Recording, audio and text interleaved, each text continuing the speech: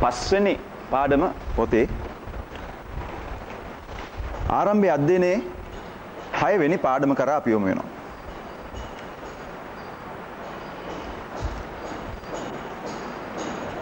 යාඥා කළ යුත්තේ ඇයි? යාඥා කරන්නේ කෙසේද? අද මාතෘකාව.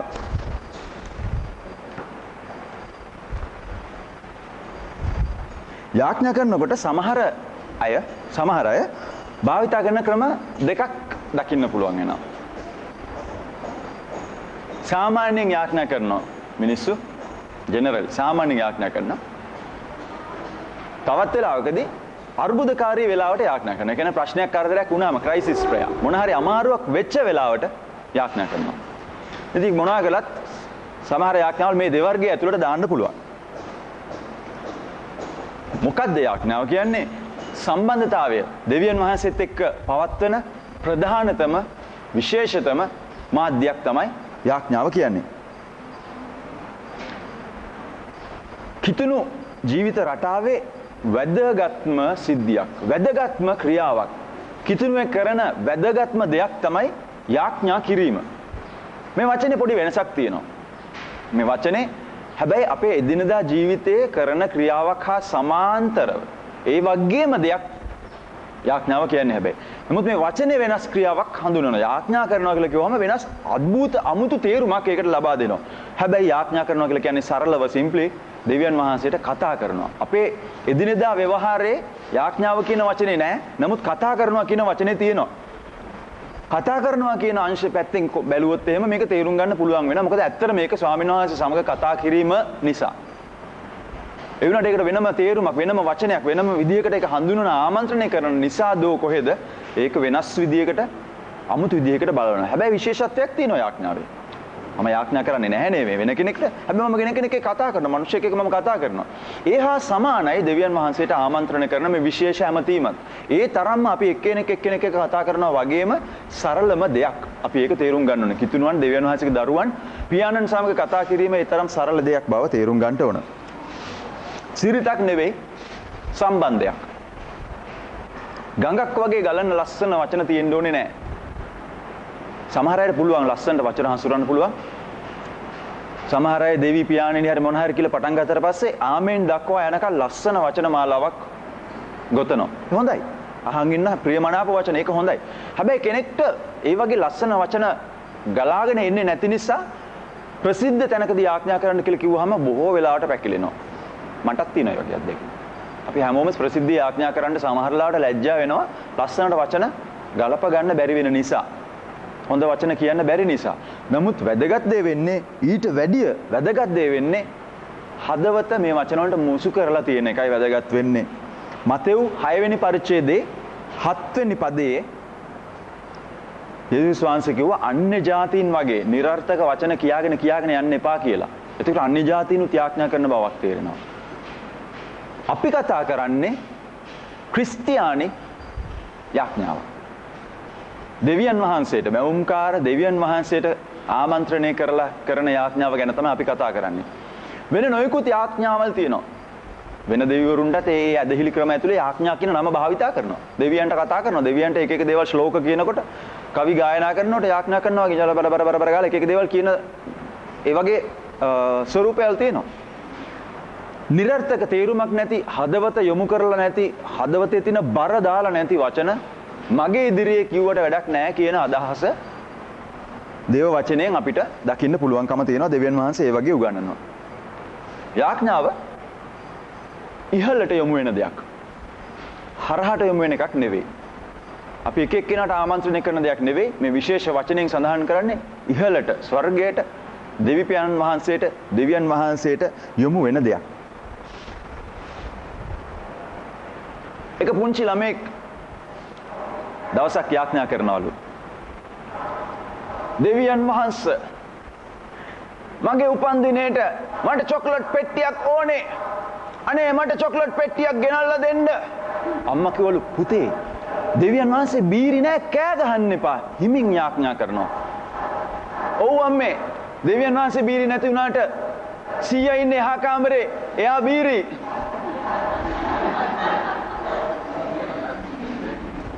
යාඥාව ඒ වගේ දෙයක් නෙවෙයි. යාඥාව ඉහළට පමණක් යොමු කරන දෙයක්. තිරස් අතර නේද කියන්නේ මේ අතර කියන්නේ තිරස් නේද? තිරස් අතර යොමු වෙන දෙයක් නෙමෙයි. සිරස් අතට ඉහළට යොමු කරන දෙයක්. යාඥාවෙන් ඉඟි කරන්න හොඳ නෑ අනිත් අයන්ට. දැන් අපි කියනවනේ සමහරවිට යාඥා ඉල්ලීම් වලින් එකක දේවල් ඉඟි කරනවා කියලා නේද? එහෙම හොඳ නෑ. යාඥාවල් වෙන්නේ නෑ. දෙවියන් වහන්සේගේ ඉදිරියේදී අවංක සිතකින් නික්මෙන දේවල් නෙවෙයි.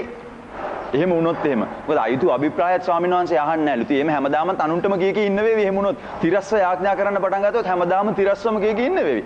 අයුතු අභිප්‍රායට යාඥාවට උත්තර දෙන්නේ නැහැ කියලා දෙවියන් වහන්සේ පොඩි කොන්දේසියකුත් දාලා තියෙන නිසා. එතකොට වැදගත් වෙන්නේ අර පොඩි ළමයා වගේ නෙමෙයි ඉහළට යාඥා කරන්න ඕන. යාඥාවේදී ත්‍රිත්වය දෙවියන් වහන්සේගේ ත්‍රිපුද්ගල ස්වභාවයම මේ යාඥා කරන වෙලාවේදී ඊට එකතු වෙනවා. ක්‍රිස්තියානි යාඥාව පියාණන් වහන්සේට යාඥා කිරීමක්. යේසුස් වහන්සේ අපිට ඉගෙනුවා ඒ බව. උන්වහන්සේ කිව්වේ නෑ මට යාඥා කරන්න කියලා. කවදාවත් එහෙම කිව්වේ නෑ පියාණන් වහන්සේට යාඥා කරන්න ඉගෙනුවා. මතෙව් 6:9 වෙනි පදේ. මගේ පියාණනි අපගේ පියාණනි සමාවෙන්න. ස්වර්ගයේ වසන අපගේ පියාණනි ඉංග්‍රීසියෙන් නම් වචන දෙක මාරුලා එන්නේ. ඉස්සෙල්ලා පියාණනි කියලා ආමන්ත්‍රණය කරලා ඉංග්‍රීසියෙන් නම් පටන් ගන්න. අපි තේරුම් ගන්න ඕන යාඥා කරනකොට අපි කතා කරන්නේ පළමුකට පියාණන්. කිට්ටුම සම්බන්ධතාවය. ජනිත කරපු. මම පැවතෙන්නේ එතනින්. පියා කියන්නේ ඒකනේ මගේ ඉහළ මට්ටමට තේරෙන්නේ මොකද්ද කියන වචනේ හදිසි හිතා ගන්න බෑ. කොහොම හරි මගේ ඊළඟ සම්බන්ධතාවය. මගේ ලොකුම ගැඹුරුම සම්බන්ධතාවය පුරුකක් හැටියට තියෙන්නේ මගේ පියා.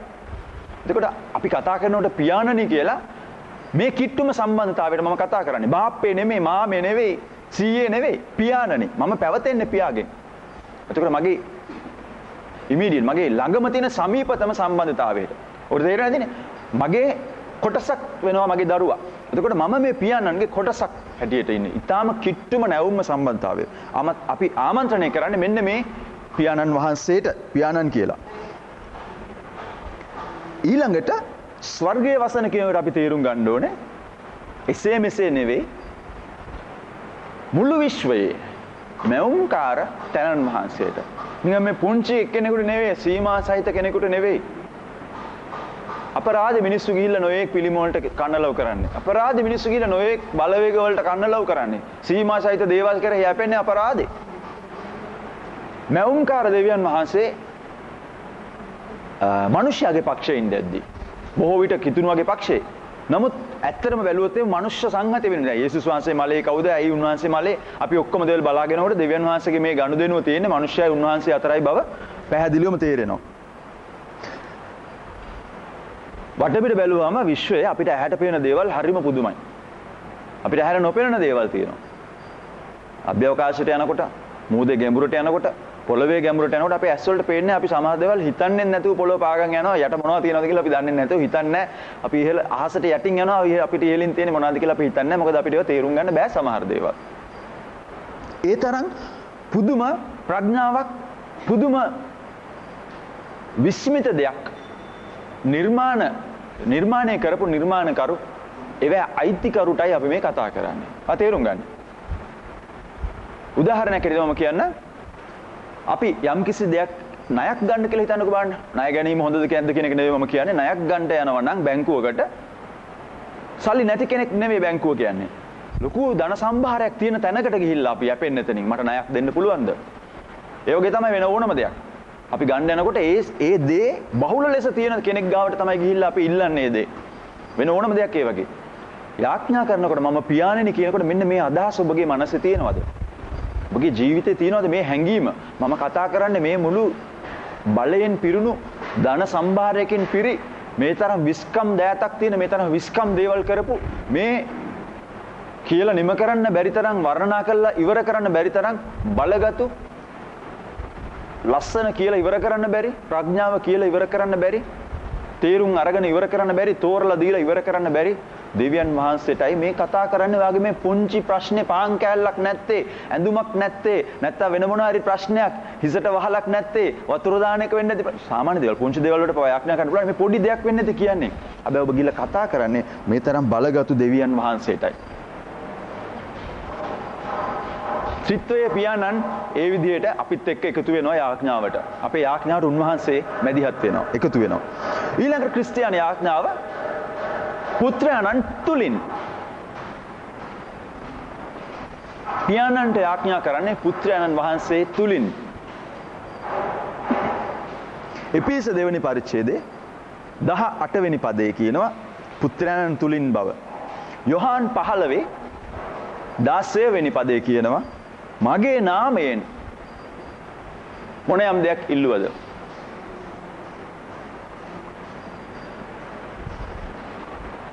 මොකක් හරි නමක් කියලා පටන් අරගෙන ආමන්ත්‍රණය කරලා අන්තිමට යාඥාව ඉවර කරන ෆෝමියුලා එක සූත්‍රය මොකක් හරි ඒක ඉවර කරන ක්‍රමය නෙවෙයි යේසුස් වහන්සේගේ නාමයෙනි, යේසුස් වහන්සේගේ අනගි නාමයෙනි, යේසුස් වහන්සේගේ බලවත් වූ නාමයෙනි, ආමෙන්. ඒක ඉවර කරන ක්‍රමය නෙවෙයි. අර නිවුස් වල තියෙනවනේ ඉස්සර එකක් ඉවර කරලා ටින් ගාලා බෙල් එකක් ගහනවා. ඉතින් අපි දන්නවා මෙතනින් එක කොටසක් ඉවරයි ඊළඟට වෙන එකක් කියන්න යන්න කියලා. ඒ වගේ අවසාන කිරීම නෙමෙයි යේසුස් වහන්සේගේ නාමයෙනි කියලා කියන්නේ ආධිපත්‍යය. අපිට උන්වහන්සේ වෙතට යෑමේ ඇක්සස් තියෙන ඒ අවසරය ලැබෙන ආධිපත්‍යය පුත්‍රයන්න් වහන්සේ තුලින්.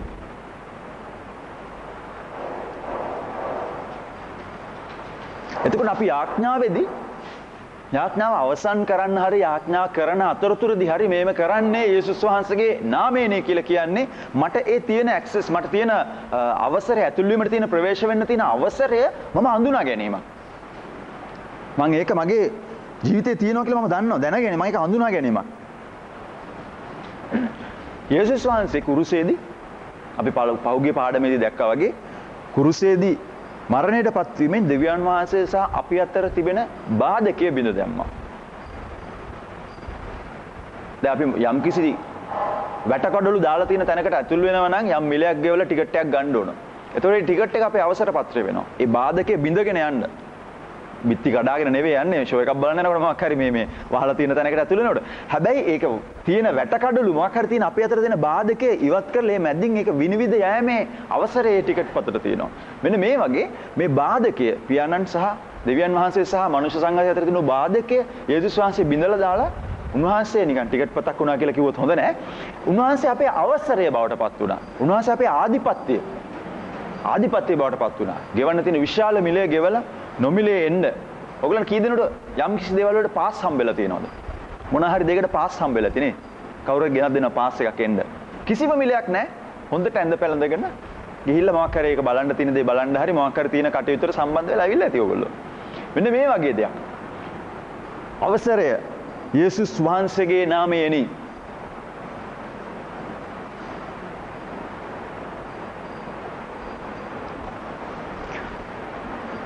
චෙක්ස් ලියන අය ඉන්නවද? චෙක් එකක් ලියලා අනිත් අය දැනගත්තොත් හොඳ නැති නිසා ඒක කියන්න එපා. කමක් නැහැ. කතාව කියන්න. දැන් චෙක් පතක අගය තියෙන්නේ කොහෙද කියලා ඇහුවොත් කොහෙද තියෙන්නේ අගය? ඕගොල්ලෝ ලියන ඉලක්කම් ගණනේද අගය තියෙන්නේ, අත්සනේද අගය තියෙන්නේ? මන් දන්නේ මොකද්ද කියන්නේ කියලා. අස්සම් කරපු චෙක් එකක් වටින්නෙත් නැහැ ඉලක්කම් ගණන නැතුව. ඉලක්කම් මෙච්චරක් විතර තිබුණත් වැඩක් නැහැ අස්සම් කරන්නෙත් නැතුව. දැන් මම චෙක් එකක් අස්සම් කරුවොත් එහෙම මිලියන් 10කට කීයක් වටීද ඒක? මම චෙක් එකක් අස්සම් කරොත් මට නෑ මිලියන් 10ක්. 7.5ක් වටින්නේ නෑ ඒ චෙක් එක. ඒ චෙක් එකේ මේ print කරන්න ගිය වියදම ඒ කොලේට තියෙන්නේ 7.50ක් විතරනේ. ඒ වටිනාකම විතරයි ඒ චෙක් එකට තියෙන්නේ එතකොට. හැබැයි ලෝකේ ධනවතෙක් බිල් ගේට්ස් කියන්නේ ප්‍රධාන පෙළේ ධනවතෙක්. ඒ ධනවත අස්සම් කරොත් එහෙම මේ කොළ කෑල්ලට අපි දෙන්නට දෙනවා කොළ කෑල්ල එකම පොතක කොළ දෙකක් ඉරලා යාට එකයි මට දෙක එකයි දුන්නා මමත් අස්සම් කරනවා මිලියන් 10කට එයත් අස්සම් කරනවා මිලියන් 10කට. දැන් මේ දෙකෙන් බිල් ගේට්ස් අස්සම් කරන චෙක් එක හරියට ඒ ගහලා තියෙන ලියලා තියෙන ඉලක්කම් ප්‍රමාණයටම වටිනවා. දැන් බිල් ගේට්ස් හොයන්න යන්න එපා. ඒ කියන්නේ මගේ නමින් කිසිම දෙයක් එතන නැහැ. මගේ නමින් චෙක් එකක් අරගෙන ගියොත් මුකුත් කරන්න බෑ. නමුත් බිල් ගේට්ස්ගේ නමින් එතන මුදල් තියෙන නිසා ඔහුගේ නමින් චෙක් එකක් අරගෙන ගියොත් ඒ මුදල අපිට ඇදලා ගන්න පුළුවන් වෙන මුදල අපිට ලබා ගන්න පුළුවන් කමක් තියෙනවා. යාඥා කරන්න අපි දෙවියන් වහන්සේගේ පාමුලට එනකොට අපි කාගේවත් නමින් මොකවත්ම කොහෙවත්ම නැහැ.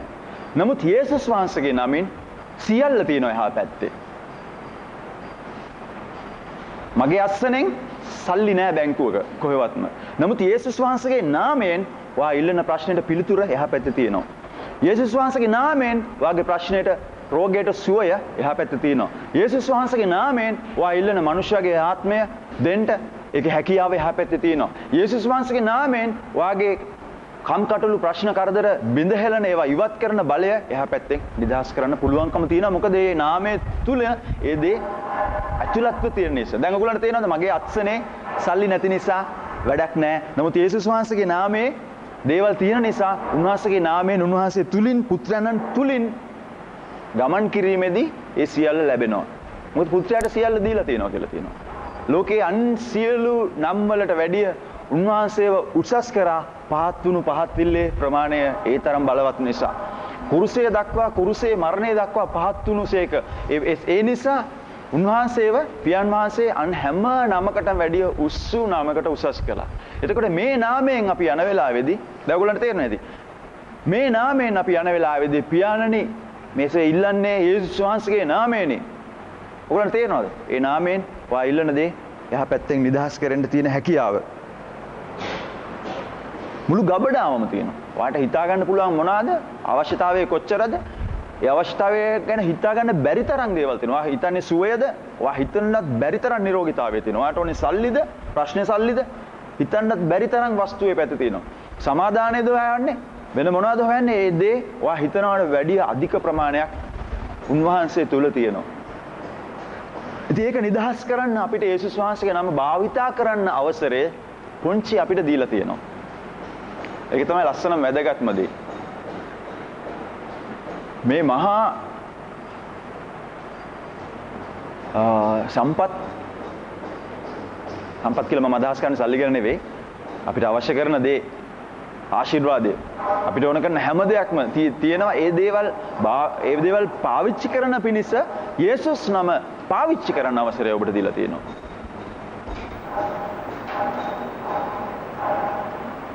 තුන ක්‍රිස්තියානි ආඥාව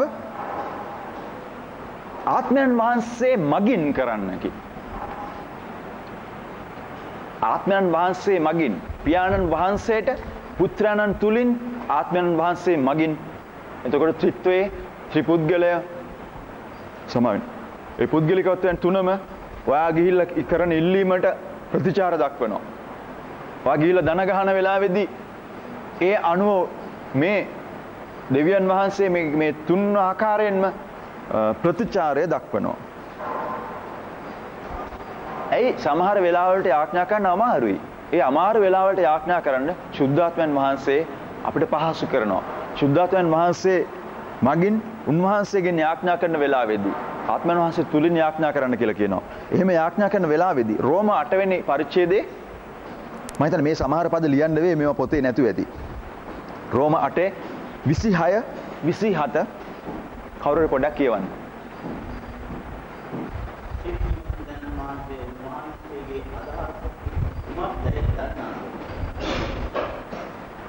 අපි දකිනවා අපිට බැරි වෙන වෙලාවෙදී දුර්වල වෙන වෙලාවෙදී අපේ සීමා සහිත වෙලාවෙදී අපේ සීමාව ඇතුලේ හිර වෙන්නවත් දුර්වලකමේදී පැනලා යන්නවත් ඉඩක් තියලා නැහැ.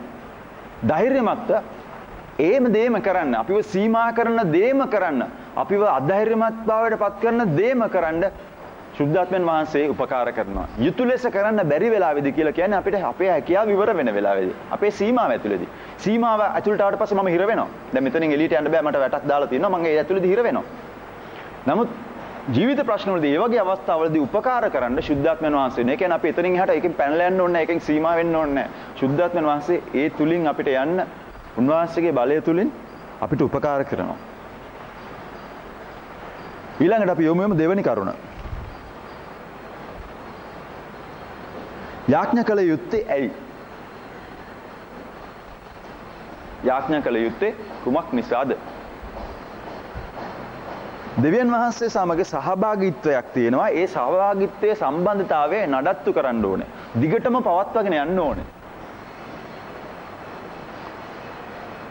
sannivedanaya, ඒ කියන්නේ කතා කිරීම, කතා බහ, දෙබස්, වචන හුවමාරු, උණුසුම් වචන හුවමාරු නෙමෙයි.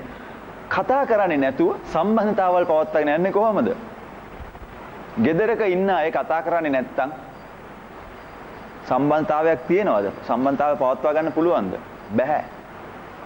ඉතින් දෙවියන් වහන්සේත් එක්ක සම්බන්ධතාවයක් තියනවා කියලා කියන්නේ කොහොමද? කතා කරන්නේ නැති පුද්ගලයා. යාඥා කරන්නේ නැති පුද්ගලයා. කතා කරන්නේ නැති පුද්ගලයා. අපි එහෙම හිතමුකෝ. මේ පියාණන් වහන්සේට කතා කරන්නේ නැති පුද්ගලයා සම්බන්ධතාවය නඩත්තු කරනවා, පවත්වාගෙන යනවා කියලා කියන්නේ කොහොමද? ඒක ටිකක් අමාරුයි කරන්න. ඒ කියන්නේ ඉල්ලීම් ගෙනෙන එක විතර නෙමෙයි. අපි ඒක කොහොමද කරනවනේ? අමාරු වෙච්ච ගමන් දෙයියනේ කියලා කියවෙනව නේ. my god කියලා කියවෙනවා.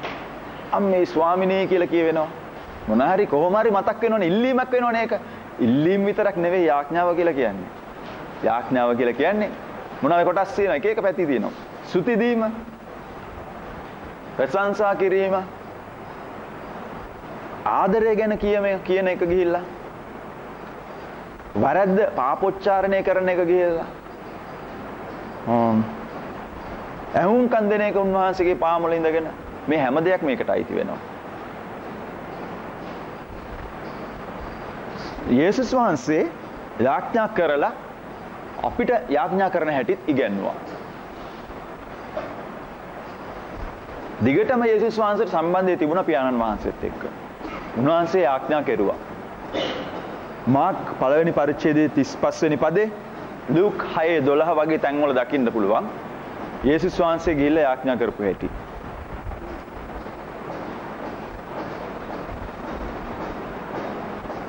යේසුස් වහන්සේ ඉගැන්නුවා යාඥා කරන හැටි. ඔබ යාඥා කළොත් මෙසේ යාඥා කරන්න. එහෙම නෙමෙයි කිව්වේ. ඔබ යාඥා කරන කල මෙසේ යාඥා කරන්න. ස්වාමින්ගේ යාඥාව උගන්වලා යේසුස් වහන්සේ කිව්ව මතෙව් 6 වෙනි පරිච්ඡේදයේ 6 වෙනි පදේ.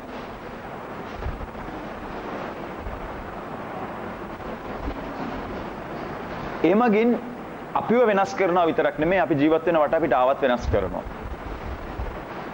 නිරත වෙලා තියෙන ප්‍රශ්නේ කරදරේ පසුබිම වෙනස් කරනවා යාඥාව මගින්. යාඥාවෙන් වා කියන දේ ස්වාමීන් වහන්සේට ඇහෙනවා එකපාරට. ඊයේ කරපු යාඥාව දෙවියන් වහන්සේට ඇහෙන්නේ ඊයේ නෙවෙයි. මමයි ඊයේ යාඥා කරේ. මම හෙට කරන යාඥාව දෙවියන් වහන්සේට ඇහෙන්නේ හෙට නෙවෙයි. අවුරුදු 25කින් මම කරන යාඥාව දෙවියන් වහන්සේට ඇහෙන්නේ තව අවුරුදු 25කින් නෙවෙයි. ඉස්සර මාටින් ලූතර් හිටපු කාලේ යා කරපු යාඥාව දෙවියන් වහන්සේට ඇහුනේ ඒ 1800 වගේ මං හිතන්නේ ගණන් වල ඒ වගේ කාලෙදි නෙවෙයි. දෙවියන් වහන්සේ සදා කාලේ වාසය කරන දෙවියන් වහන්සේ. කාලයක් තියෙන්නේ අපිටනේ. කාලේ ප්‍රශ්නේ අපිටයි. එතකොට මේ හැම කොහොම තේරුම් ගනිද්ද දන්නේ නැහැ. දෙවියන් වහන්සේ සදාකාලිකව වාසය කරන දෙවියන් වහන්සේ. ඊයක් කියලා එකක් නැහැ උන්වහන්සේට. අදක් කියලා එකක් නැහැ. හෙටක් කියලා එකක් නැහැ උන්වහන්සේට. සදාකාලිකව වාසය කරන තැන වහන්සේ. දවස් බෙදෙන්නේ අපිටයි. ඒතකොට මම තමයි ඊයේ යාඥා කළේ. හෙට යාඥා කරන්න බලන් ඉන්නේ. අද යාඥා කරන්නේ මම තමයි. එතකොට මේ යාඥා උන්වහන්සේ වෙතට ගමන් කරන්නේ, උන්වහන්සේ වෙතට යන්නේ මගේ ක්‍රමයේ හැටියට. ඊයේ යාඥාව ඊයේ ගියා. හෙට යාඥාව හෙට යාවි. සමහර විට අද යාඥාව නම් අද යයි. ඒ මගේ ක්‍රමයේ හැටියට. දෙවියන් වහන්සේට සදාකාලයේ මේ හැම දෙයක්ම එකවර අපිට තේරුම් ගන්න බෑ. මට තේරෙන්නේ නැහැ. මට මේ පොතෙන් කියවනකොට මට මේක ග්‍රහණය කරගන්න පුළුවන් වුණා යම් කිසි දෙයකට. හැබැයි මුළුමනින් මමත් දන්නේ නැහැ සදාකාලිකව කොහොමද ඔක්කොම එකපාරට ඇහෙනකොට. ඉස්සර අතීතයේ හිටපු හැම දෙයක්ම මෝසස් කියපු දේවල් වල ඉඳලා දැන් අපිට නේව කියලා ඉවර.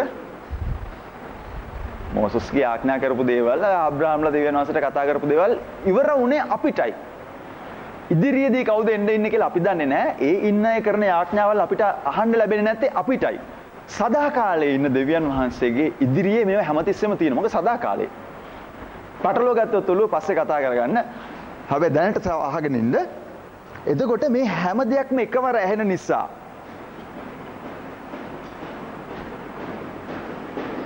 උන්වහන්සේ හැම දෙයක් ගැනම විමසිලිමත් වෙන්න හැම දෙයක්ම ගැනම සලකලා බලන්න පුළුවන්. ඒක හරියට මෙහෙම කිව්වොත් ටෙලිෆෝන් එක්ස්චේන්ජ් එකකට එනවා කෝල්ස්. එහෙන් එනවා මෙහෙන් එනවා මෙහෙන් එනවා. ඒවා ඒ තැන් වලට එකෙන් සම්බන්ධ කරලා දෙනවා. අර පරණ ටෙලිෆෝන් එක්ස්චේන්ජ් එක ඔයගොල්ලෝ දැකලා තියෙනවා නම් ලයින් එකේ වයර් එක අරගෙන ඒ ඔපරේටර් ඊළඟට ගහලා දානවා. මෙතනින් ගල්ලා ගත්තා සම්බන්ධ කරන්න කියලා කිව්වම පොඩ්ඩක් ඉන්න හෝල්ඩ් ඔන් ගල ගහලා දානවා. එයාගේ ඉදිරිය ඔක්කොම තියෙන එතෙන්ට ඔක්කොම එනවා එයා සම්බන්ධ කරලා දෙනවා. මෙන්න මේ වගේ මම දන්නේ මේක උදාහරණ හරිද කියලා. හැබැයි මෙන්න මේ වගේ උන්වහන්සේගේ ඉදිරියේ පරණ සිද්ධිය අනාගතයේ සිද්ධිය සියලු දේවල් තියෙනවා. එතකොට අපි අද කරන යාඥාව ඊළඟ මොහොතේ වෙන්න යන කරදරයක් ගැන යාඥා කරනවා. ඊළඟ මොහොත මගේ ඉදිරියේ නැති වුණාට ස්වාමීන් වහන්සේගේ ඉදිරියේ තියෙන ඊළඟ මොහොත. ඔයාලට තේරෙනවද? තේරෙනවද? හෙට මට යන්න තියෙන ඉන්ටර්විව් එක ගැන යාඥා කරනවා කියලා හිතන්නකෝ. ඒක මම දන්නේ නැත්තේ. මමයි දන්නේ නැත්තේ. හෙට වෙන්නේ මටයි. නමුත් මේ යාඥාව උන්වහන්සේ ඉදිරියට එන වෙලාවේදී හෙට දවසේ සිද්ධිය උන්වහන්සේ ඉදිරියේ තියෙනවා. ටෙලිෆෝන් එක්ස්චේන්ජ් එක පොඩ්ඩක් මතක් කරලා හිතන්න ස්වාමීන් වහන්සේගේ ඇස් ඉදිරියේදී මේවා ප්‍රශ්න නෙවෙයි. අපේ යාඥාවල ප්‍රශ්නවල ඒවල තියෙන බරඅරුම්කම් බරපතලකම් අසාධාරණයි කියලා හිතන දේවල් ප්‍රතිඵල රහිතයි කියලා හිතන දේවල් මෙහෙම නෙමෙයි වෙන්න ඕනේ මෙහෙමයි ප්‍රතිඵල කියලා අපි බලාපොරොත්තු වෙන දේවල් ඒ ඔක්කොම ස්වාමීන් වහන්සේගේ ඇස් ඉදිරියේ නිතරම තියෙන දේවල්.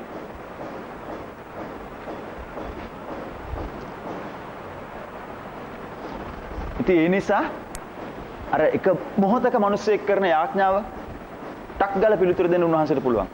හැප්පෙන්න යන මොහොතක සමහරලාට නේ කණුවකට වාහනයක ඩ්‍රයිවර් කෙනෙක් හැප්පෙන්න යනකොට දන ගහලා ප්‍රෙයර් රූම් ගිහිල්ලා ඉන්න වෙලාවක් නැහැනේ. මුළු යාඥාව දෙවියනේ කියලා පටන් අරගෙන යේසුස් වහන්සේගේ නාමයෙන්ි ආමේන් කියලා ඉවර කරන්න වෙලාවක් නැහැනේ. වැටෙන මිනිහෙකුට යාඥා කරන්න වෙලාවක් නැහැ. නමුත් ඒක ස්වාමීන් වහන්සේගේ ඉදිරියට පැමිණෙන්න හැකියාව තියෙනවා. දෙවියන් වහන්සේගේ ඉදිරියට ඒක පැමිණීමේ හැකියාව තියෙනවා. ඒකට පිළිතුරු දීමේ හැකියාව උන්වහන්සේ ඉදිරියේ තියෙනවා. සෑම මොහොතක්ම උන්වහන්සේ ඉදිරියේ තියෙන නිසා. මතෙව් 7 වෙනි පරිච්ඡේදයේ 7-8 පදවල වගේම බයිබලයේ තව බොහෝ තැන්වල ඉල්ලන්න කියලා අපිට කියනවා. දිගටම කියනවා. බයිබලයේ පුරාම කියන ඉල්ලන්න කියලා. ඒක මහා කරච්චලයක් නෙවෙයි. අපි ඉල්ලගෙන යන්නේ උන්වහන්සේ ඉදිරියේ අපි මේ හදාගත්ත කරච්චල් ක්‍රමයක් නෙවෙයි. දෙවියන් වහන්සේම තමයි ආරාධනා කරන්න ඇවිල්ලා ඉල්ලන්නයි කියලා.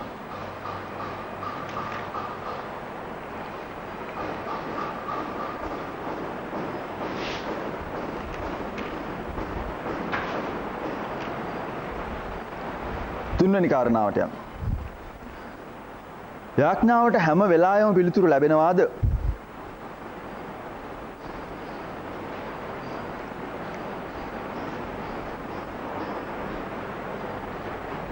හැම දෙයක්ම අරගෙන ඇවිල්ලා ඉල්ලන්න කියන්න කියලා කිව්වා යේසුස් වහන්සේ.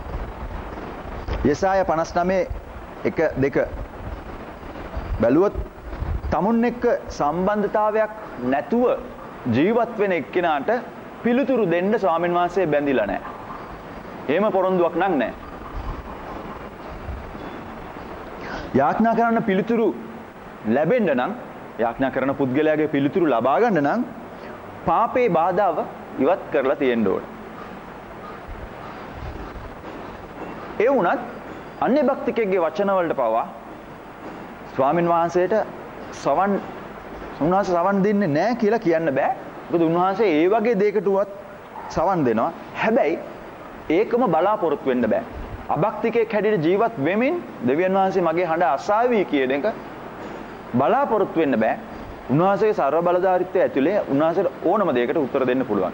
ඕනම කෙනෙක්ගේ යාඥාවට පිළිතුරු දෙන්න පුළුවන්. සමහර අය යාඥාව කියන දෙයට හුරු වුණේ ක්‍රිස්තුස් වහන්සේගේ ස්වාමිත්වය බාර දීලා ගැලවීමට ඇතුළු වුණාට පස්සේ සදාකාලික ජීවිතයට ආවට පස්සේ සමහර අය ඒකට ඇතුළු වුණේ මේ යාඥාවක් කරලා. අපි කතා අහලා තියෙනවනේ එක එකනාගේ සාක්ෂි වලින් අහලා තියෙනවනේ එක එකනාගේ ජීවිත කතාවල් හරිම මේ අමාරුම මොහොතකදී දෙවි කෙනෙක් ඉන්නවා නම් දෙවියනේ කියලා යාඥා කරලා ඒ කරනකොටගෙන ගැලවීම ලැබුව සදාකාලික ජීවිතයට ඇතුළු වුණ අයත් ඉන්නවා. ඉතින් අහන එක උන්වහන්සේට අයිති දෙයක්. මට තීරණය කරන්න හැටියක් නැහැ. මෙන්න මෙහෙමයි ස්වාමීන් වහන්සේ වුන්කම් දෙන්න කියලා මට එහෙම තීරණය කරගත්තොත් මටත් පුළුවන් අභක්තිකෙක් වගේ ඉඳගෙනත් යාඥා කරන්න. අපි එහෙම දකින්නේ නැහැ. බයිබලයේ ඒ වගේ නිදහසක් ලබා දෙන්නේ නැහැ. ඒ වගේ අපිට උගන්වන්නේ නැහැ. ඊළඟ කරුණ සමාව නොදීම. ස්වාමින්ගේ යාඥාවෙත් කතා කරනවා. අපි ඒක පස්සේ තව ටිකකින් විස්තර බලන්න යනවා. මතෙව් 6:14 15 පදවල තියෙනවා. සමාව නොදීම යාඥාවට පිළිතුරු නොලැබෙන්න හේතුවක් වෙනවලු. කිතුණුවෙක් නම් අකීකරු ජීවත් වෙන රටාව, අකීකරු ජීවිත රටාව යාඥාවට බාධා කරන කරුණක් වෙනවලු. පළවෙනි යොහන් 3 තුන්වෙනි පරිච්ඡේදයේ 21 22. අපි ආඥාව ආරක්ෂා කර ප්‍රසන්න දේ කරනවා නම් ඉල්ලන දේ ලැබෙනවා කියලා එතන සඳහන් කරනවා. යාකෝබ් 4:2-3 කියනවා අයුතු චේතනා, අයුතු අභිප්‍රායක් හිතේ තියෙනවා නම් ඉල්ලීමේදී ඒක ලැබෙන්න හැටියකුත් නැහැ කියලා. මේ පාඩමේ සඳහන් කරනවා එක ප්‍රසිද්ධ යාඥාවක් ගැන. මම පුළුවන් විදිහට ඒක කියන්නම්. ස්වාමිනී, මට ලන්ඩන් නගරයේ ඉඩම් 9ක් තියෙන බව ඔබ දන්නවා. ඒ වගේම අලුතෙන් එසෙක්ස් ප්‍රාන්තයෙන් අලුතෙන් ගත්තු ඉඩමකුත් තියෙනවා. මං අයද සිටිනවා ඒ ප්‍රාන්ත දෙක ගින්නෙන් භූමිකම්පා වලින් ආරක්ෂා කරන්න කියලා. උගසක් තියෙන නිසා තව නගරයක නමක් තියෙනවා. ඒක දිහාවත් ඔබේ අනුකම්පා ඇස රඳවන්න කියලා මම ඉල්ලා සිටිනවා. ස්වාමිනේ, අනිත් නගරවලට ඔබ වහන්සේගේ කැමැත්ත ඉටු කරන්න. මගේ ණයකාරයෝ යහපත් අය බවට පත් කරන්න. මර්මේඩ් කියන නැවට හොඳ ආරක්ෂා සහිතව ඒ වරායට යන්න දෙන්න ස්වාමිනේ, මම ඒක ඉන්ෂුව කරන්න බාරගත්තා. මමයි ඒක ඉන්ෂුව කෙරුවේ. දුෂ්ටයාගේ දවස් හරිම කෙටි කියලා ඔබගේ වචනේ කියලා තියෙනවනේ ස්වාමිනේ. ඒ නිසා මම ඔබ වහන්සේ කෙරේ විශ්වාස කරනවා ඔබට කවදාවත් මේ පොරොන්දුව නම් අමතක නොවේවි කියලා. ජීවිත භුක්තිය තියාගෙන මිස්ටර් එක්ස්ගේ ඉඩමක් මට ලියලා තියෙනවා. ස්වාමිනේ, ඔහු ගැන යුක්තිය ඉෂ්ට කරන්න කියලා මම ඉල්ලා සිටිනවා. යාළුවන්ව ආරක්ෂා කරන්න වැටෙන්න ඉඩ දෙන්නේ නැතුව මාව හොර හතුරන්ගෙන් හොඳට බේරගන්න අපේ ගෙදරට හොරුන්ට එන්න දෙන්න එපා. මගේ හැම වැඩකාරයෙක්ම දිවා රෑ නොබලා අවංක ලෙස වැඩ කරන දක්ෂ විශ්වාසවන්ත අය වෙන්නත් මට වංචා නොකරන්නත් කියලා මම ඉල්ලා සිටිනවා. ආමෙන්.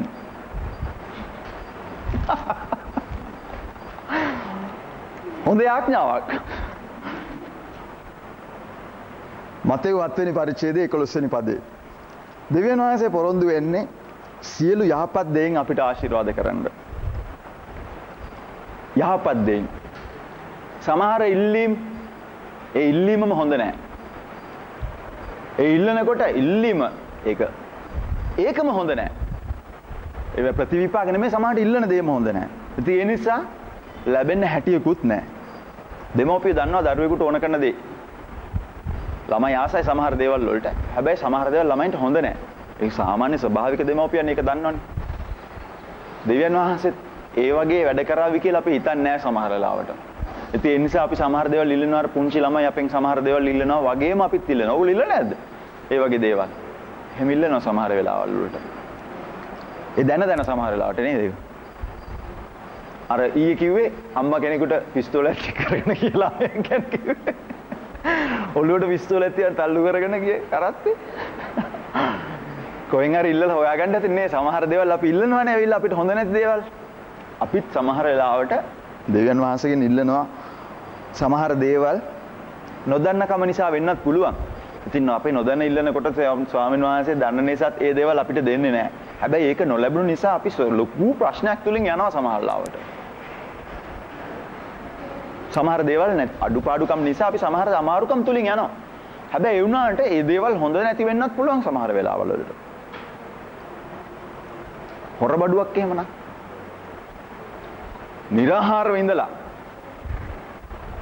ණයට ගන්න, උගසට ගන්න අමාරුවකින් ඉන්න සහෝදරියක් ඉන්නවා. ස්වාමිනී, මට ආරංචි යාගේ මාළේ උගස් තියන්න යනවා කියලා. ඉතින් මම යාඥා කරොත් ඒ මාළේ ගන්න ලැබෙන්න කියලා.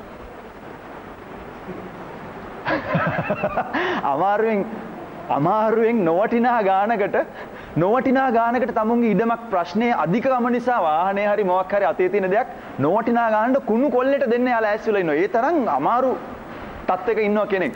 මම යාඥා කරනවා, ස්වාමිනී, මට ඒක ලැබෙන්න සලස්වන්න. යුතුයද? අයුතුයද? හොඳයිද? නරකයිද? වගේ යාඥා කරන්න.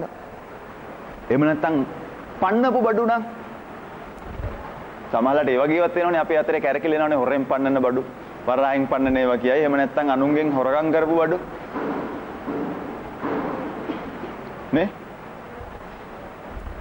හොරගම් කරලා කුඩුකාරය ගෙනල්ලා දෙන බඩු මේ සාමාන්‍ය ප්‍රශ්නයක්. කුඩු බොන්න ඇබ්බැහි වෙච්ච අය හොරගම් කරලා ගෙනල්ලා රුපියල් 500ක එක රුපියල් 50ට දෙනවා සාමාන්‍ය ඒ වගේ තත්ත්වයල් තියෙනවා. ඕව පරීක්ෂාවල් කියලාවත් හිතන්න හොඳ නැහැ. පරීක්ෂාවලුත් නෙමෙයි. ඒවා අපේ සිස්ටම් එකේ නැති වෙන්න ඕනේ. ඒක ඒ වගේ දේවල් වලට අවධානය ඇහැවත් ලක් නොවන තරමට ඒවා සම්පූර්ණයෙන් ඉවත් කරලා තියෙනවා මේ වගේ දේවල්. මොකද යහපත අයහපත දැනගැනීමේ ඉන්ද්‍රියන් පුරුදු පුහුණු කරනවා දෙවියන් වහන්සේම. ඉතින් ඒ වගේ දේවල් ඉල්ලනකොට ඒවා හොඳ නැහැ. සමහර විට අපි ඉල්ලන දේ හොඳ නැති වුණත් ඒ දේ ලැබීම අපිට හොඳ නැහැ. හරිද? මේ දෙවෙනි කාරණාවක්. ඉල්ලන දේ වරදක් නැහැ. අර වගේ වංචාකාරී දෙයක් මොකක් හරි නෙවෙයි. හැබැයි ඒ දේ තිබීම අපිට හොඳ නැහැ. අපිට විනාශ කරන දෙයක් වෙන්න පුළුවන්. උඩඟුකමක් වෙන්න පුළුවන්. සමහර දෙයක් එහෙම නැත්නම් ඒක නිසා සම්කිසි දෙයකට මට විනාශයක් වෙන්න පුළුවන්. එතකොට මම ඒක දන්නේ නැහැ. මම ඉල්ලුවට සමහරට ඒ වගේ දේවලුත් අපිට නොලැබෙන්න පුළුවන්. තවත් જાතියක් තියෙනවා. මම ඒක ඉල්ලලා ලබා ගත්තොත් අනිත් අයින්ට හොඳ නැහැ. එහෙම දේවලුත් ස්වාමීන් වහන්සේ ඉදිරියෙන් ලැබෙන්න හැකියාවක් නැහැ.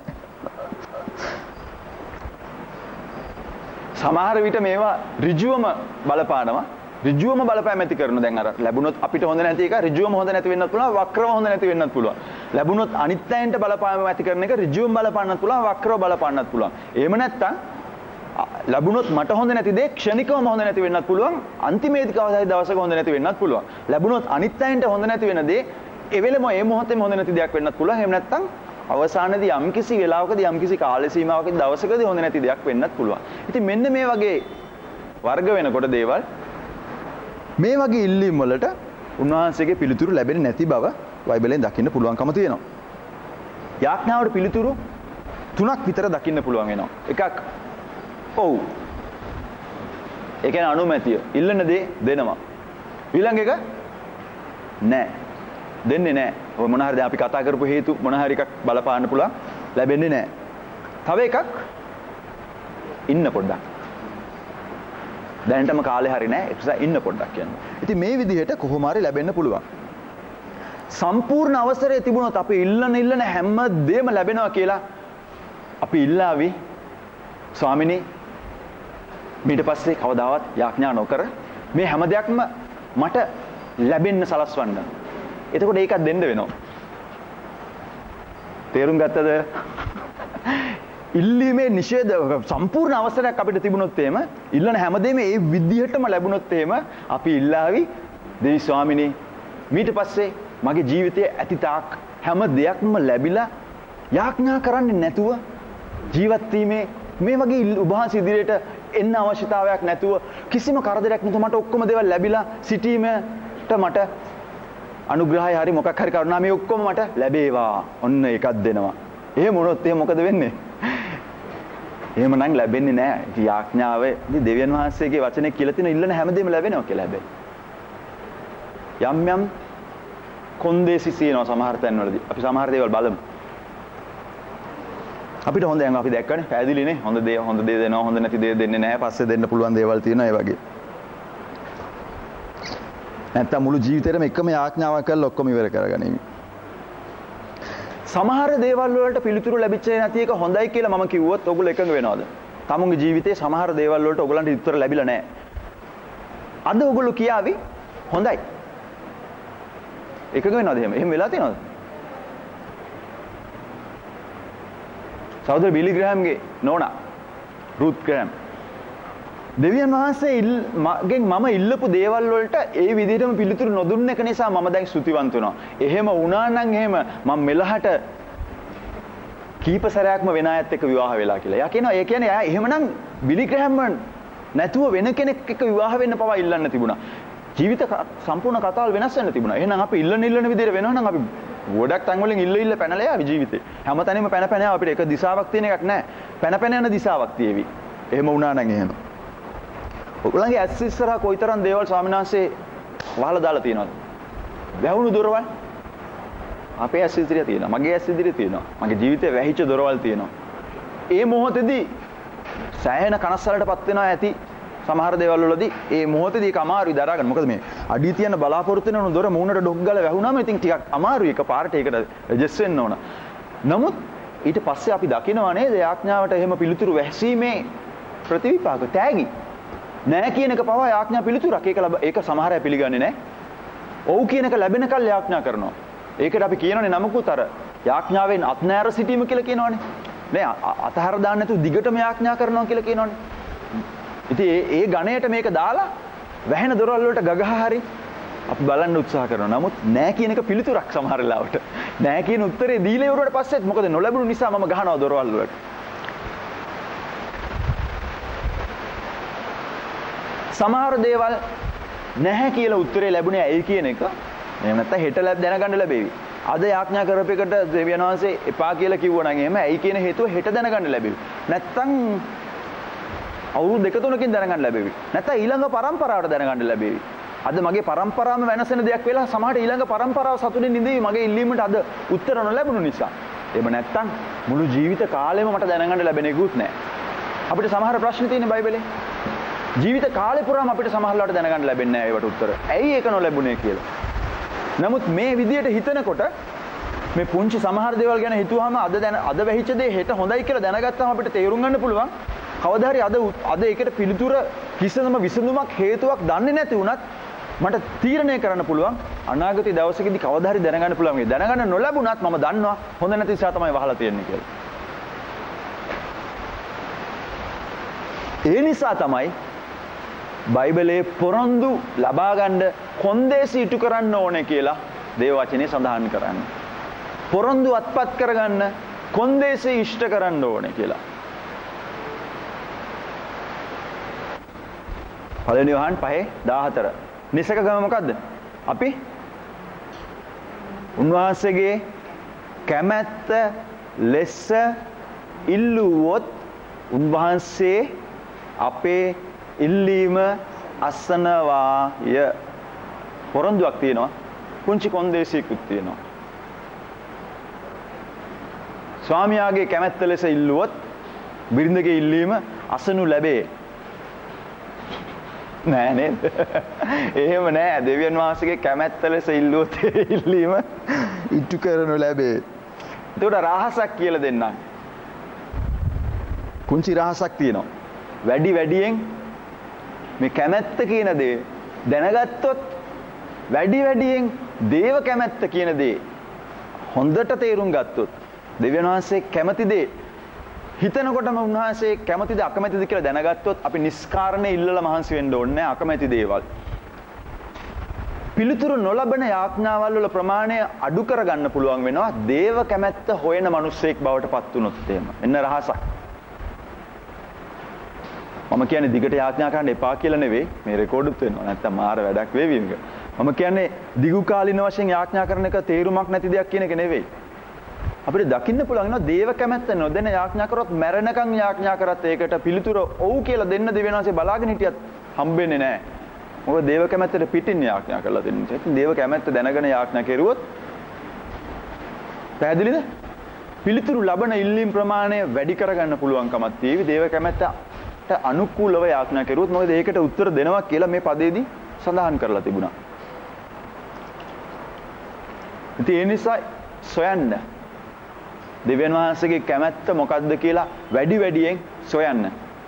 දේව කැමැත්ත හැම අංශයක් උදෙසාම දේව කැමැත්ත හොයන්න. පුද්ගලික ජීවිතේ ඔබගේ ගමන් මාර්ගයේ තීරණ අනාගතයේ ගන්න තියෙන දේවල් තීරණ වෙන්න පුළුවන්. ඒ හැම දෙයක් ගැනම ප්‍රදේශයේ පවුල ගැන, නිවස ගැන, රට ගැන, ගම ගැන, සභාව ගැන පුද්ගලිකව හොයන්න දෙවියන් වහන්සේගේ කැමැත්ත මේ අංශය සම්බන්ධයෙන් කුමක්ද කියලා. හොයලා යාඥා කරන්න පෙළඹෙන්න බලන්න. හතරවෙනි කරුණ. යාඥා කරන්නේ කොහොමද?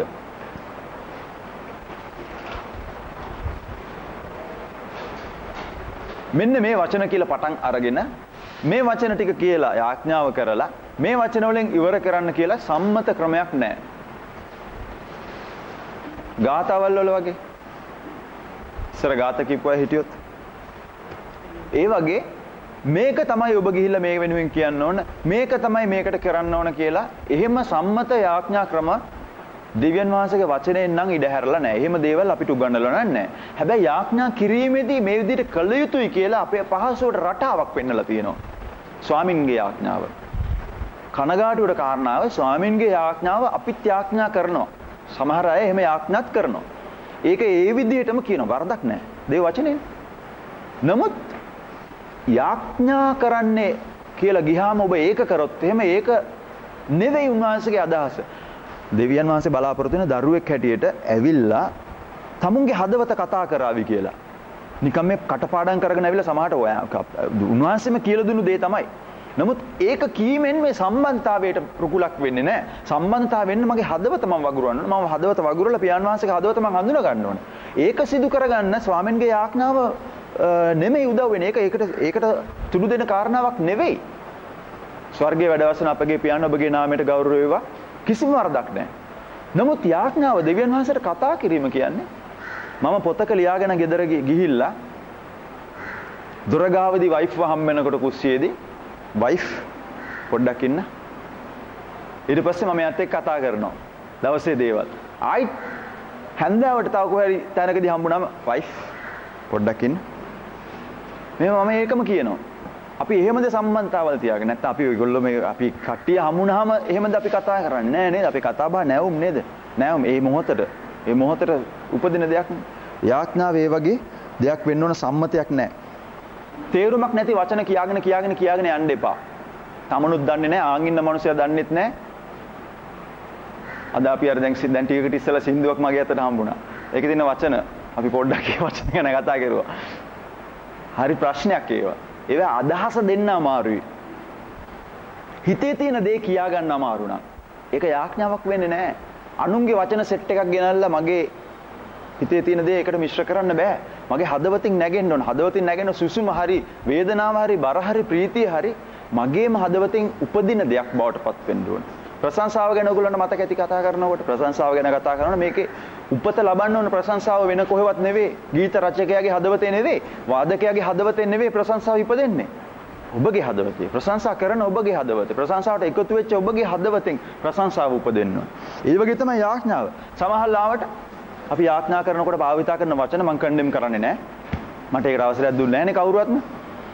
අපිම කතා කරන වචන මමවත් ඇතුළු මම කියන්නේ අපි කතා කරන වචන ගැන සමහර ලාවට පැත්ත කරලා හිතලා බැලුවොත් එහෙම ඇත්තටම මේ වචන වලින් යාඥාවට අදාළයි කියලා වැදගත් කියලා කියන්න පුළුවන් වචන මෙච්චරයි වැඩිපුර කතා කරපු වචන ප්‍රමාණය වැඩි කියලා කියන්න පුළුවන්. දැන් මම ආට කතා කරනවා. මම ඔයාලට කතා කරනකොට දැන් පෙම්සිරි. දැන් ඊයේ හැන්දෑවේ පෙම්සිරි අපි දෙන්න හම්බ වෙනකොට පෙම්සිරි අර නාරයන්පිට හන්දියේදී පෙම්සිරි අපි ඔහොම කතා කරන්නේ නැහනේ. මම එයාට නම කියලා ආමන්ත්‍රණය කරනකොට මම ඔයාට තමයි කතා කරන්නේ. මම ඒ බවක් දන්නවා, ඔයත් මේ බව දන්නවා. ඒතර අපි ඔයාට කතා කරන්නේ මම ඔයාගේ නම කියන්නේ නැහැ වචනයක් පාසා. නමුත් අපි ආඥා කරනකොට බොහෝ වෙලාවට දෙවියන් වහන්සේගේ නම භාවිත කරන්න එපා කියන එක නෙවෙයි මම කියන්නේ. අපි ස්වාමිනී කියනවා, පියාණනේ කියනවා. ඒක නිකන් කරච්චලයක් වගේ සමහර ලාවට අහන් ඉන්නකොට මොකද ඒ හදවත තියනවද කියලා මට නම් ප්‍රශ්නයක් නැගෙනවා. හදවත තියනවද මේ වගේ කතා කරනකොට කියලා හිතෙනවා. මට කවුරු හරි ඕ වගේ නම කියන්න පටන් ගත්තොත් මම කැමති නැහැ කියන දේ අහන්න. මොකද මට කියන දේට වැඩිය මගේ නම ඇහෙනවා වැඩි. දෙවියන් වහන්සේට කොහොම තීයද කියලා මම දන්නේ නැහැ. පියාණනි ස්වාමිනී සුද්ධාත්මනි අරවද මේවද වචන දදා කතා කරනකොට හදවත තියනවා නම් හොඳයි. ගෞරවයක් තියෙන්න එපා. දෙවියන් වහන්සේන කතා කරන දෙවියන් වහන්සේ මිනිස්සෙක් නෙවෙයිනේ. ඒක වෙනම කතාවක්. උන්වහන්සේ සර්ව බලධාරීද අපි මුලින්ම කතා කරා වගේ මුළු විශ්වයේ සියලු සකල බලය තියෙනවට මට හිතා ගන්න බෑ මට ඒ නම පරිහරණය කරන්න අවසරය දුන්නට පියාණනි කියලා කෑ ගහගෙන අඬාගෙන මට යන්න පුළුවන්කම තිබුණාට මේ කවුරු ගාවටද යන්නේ? ඒක වෙනයි. අති උතුම් ගෞරවය ලැබිය යුතු ගෞරවය කියන එක දෙන්න තියෙන ඉහළම තරම කොච්චර දුන්නත් ඉවර කරන්න බැරි තරම් ගෞරව කටයුතු දෙවියන් වහන්සේගේ නාමය. ඒක වෙනයි. ඒ නිසා ඒක නිකන් තේරුමක් නැතුව භාවිතා කරනවා නම් ඒක සුදුසු නැහැයි කියලායි මගේ හැඟීම. ඉතින් ඒ නිසා හදවතේ තියෙන වචන නැතුව නිකන් වචන වලින් කතා කරන යනවට වැඩිය හොඳයි පිළිවෙලකට කතා කරනවා නම් යාඥා කිරීමේදී. සමහර අය කැමති, සමහර අය නෙමෙයි බොහෝ අය කැමති පුංචි රටාවක් අඳුනලා දුන්නොත් යාඥා කරන්න. ඒක ඉස්සර කාලේ ඉඳලම තිබුණා. ඒ නිසා තමයි යේසුස් වහන්සේ නුඹලා යාඥා කරන කල මෙසේ යාඥා කරපල්ලා. බැන්නේ නැහැ හැබැයි යාඥා කරපල්ලා කියලා. ඒ වුණාට මෙහෙම යාඥා කරන්න කියලා තමයි යේසුස් වහන්සේ ඉගැන්වුවේ. ස්වර්ගයේ වැඩ වසන අපගේ පියාණනි. ඔබගේ නාමයට ගෞරව වේවා. ඔබගේ කැමැත්ත පොළොවේ කරපුණ ලැබේවා ස්වර්ගයේ වගේ. රටාවක් හඳුන්වලා දුන්නා. ස්වාමින්ගේ යාඥාව කියන්නේ අන්න ඒ වගේ අපිට කියලා දුන්නු යම්කිසි රටාවක්.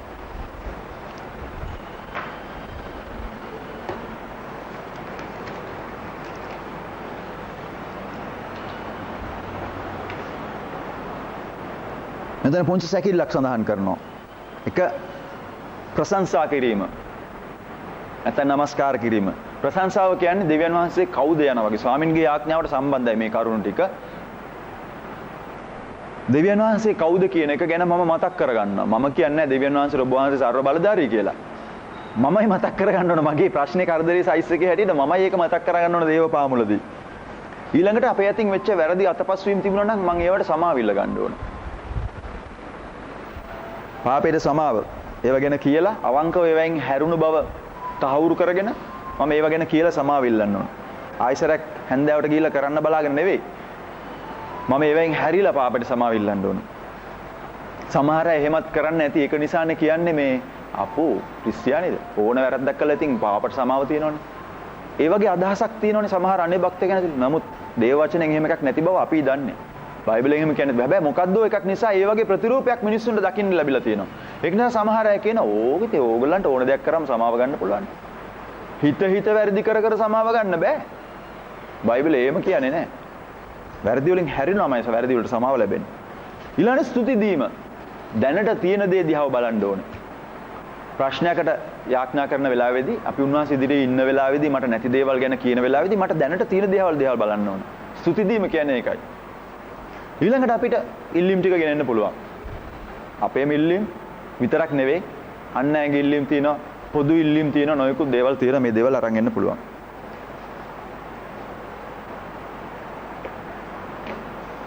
මතෙව් 6:9-13 ස්වාමින් වහන්සේගේ ආදර්ශ යාඥාව.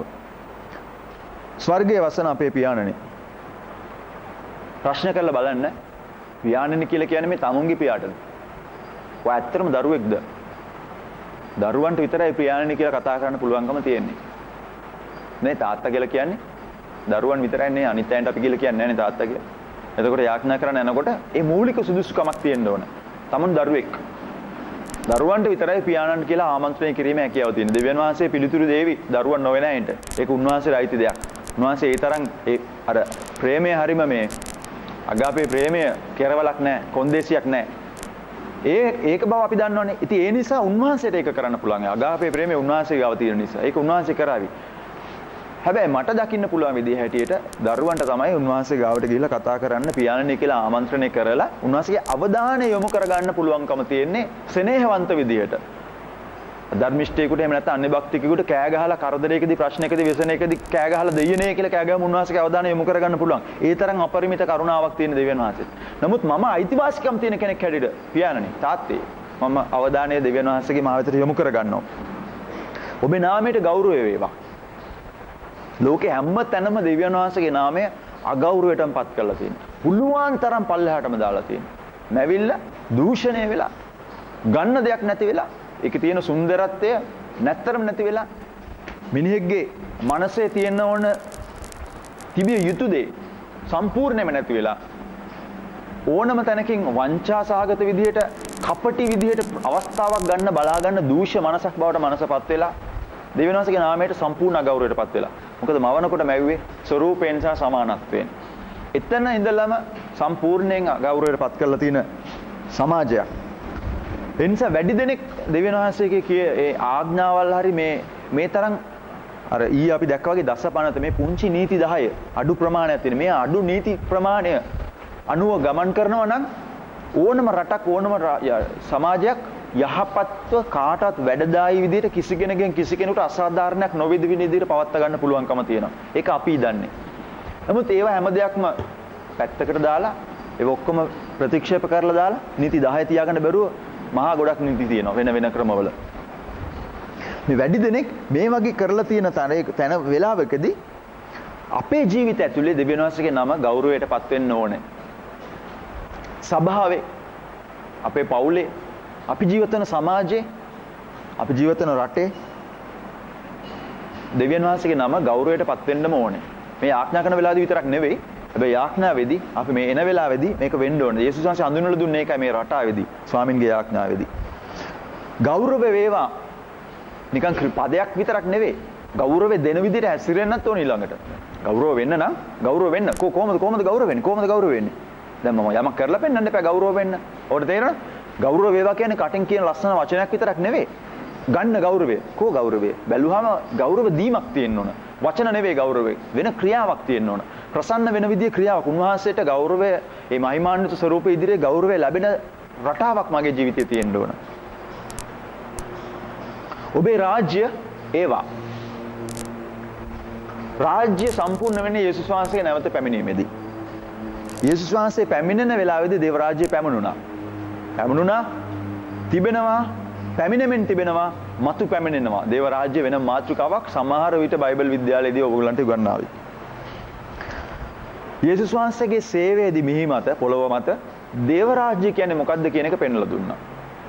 යෝහන් බෞතිස්ත කිව්වේ පස්තවිලේ යල්ලා අත ළඟයි දේව රාජ්‍යය.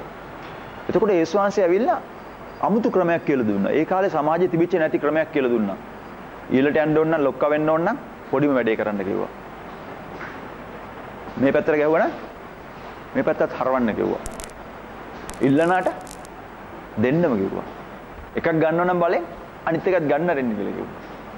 සතුරන්ට ප්‍රේම කරන්න කියලා කිව්වා. සම්පූර්ණ පවතින සමාජ නීති වලට, සමාජ සිතුම් රටාවට වෙනස් විදිය දෙයක් ගෙනල්ලා දුන්නා. ඒ රාජ්‍යවල තිබුණ නැති දෙයක්. දේව රාජ්‍යයේ තිබුණ දේවල් උන්වහන්සේ ඇවිල්ලා මේක කියලා දුන්නා. ඉදිරිපත් කෙරුවා. මනුෂ්‍යයාට පෙන්වලා දුන්නා. දේව රාජ්‍ය මෙන්න මේ වගේ කියලා. ඩෙමොන්ස්ට්‍රේෂන් කළා. ඒ කියන්නේ නිරූපණය කරා කිව්වොත් හරි නේ. දේව රාජ්‍ය මේ වගේ කියලා නිරූපණය කළා. දේව රාජ්‍ය මොන වගේද? අත තැබුවම් සුවය ලැබුණා. එක වචනයකින් ප්‍රකාශ කරාම යක්ෂාත්ම දුර වුණා. මනුස්සයන්ගේ ජීවිත වෙනස් වුණා. යේසුස් වහන්සේ බෝට්ටු ගාවට ගිහිල්ලා කතා කරුවා. සීමොන් දැලා අතහැරලා එන්න. ඔක්කොම දේවල් අතහැරලා දාලා ආවා. වෙනස් වුණා. හිතන රටාවල් වෙනස් වුණා. නුගත් දීවරයා, පුංචිට හිටපු මිනිස්සයා, කතා කරගන්න බැරුව කුලයටව හිටපු මිනිස්සු දෙවියන් වහන්සේගේ හඬ අරගෙන යන, සීමාවක් නැතුව ලෝකේ එහා කෙරවලට පවනකම් යන බලවන්ත මිනිස්සු බවට පත් කෙරුවා. මේ වෙනස ඇති කරා. ආදරය කියන්නේ, ප්‍රේමය කියන්නේ කොයිතරම් දෙයක්ද කියලා පෙන්නවා. සුවය කියන දේ තියනවාද කියලා උන්වහන්සේ දේව රාජ්‍යය ගෙනල්ලා පෙන්නවා. බලය පෙන්නවා උන්වහන්සේ.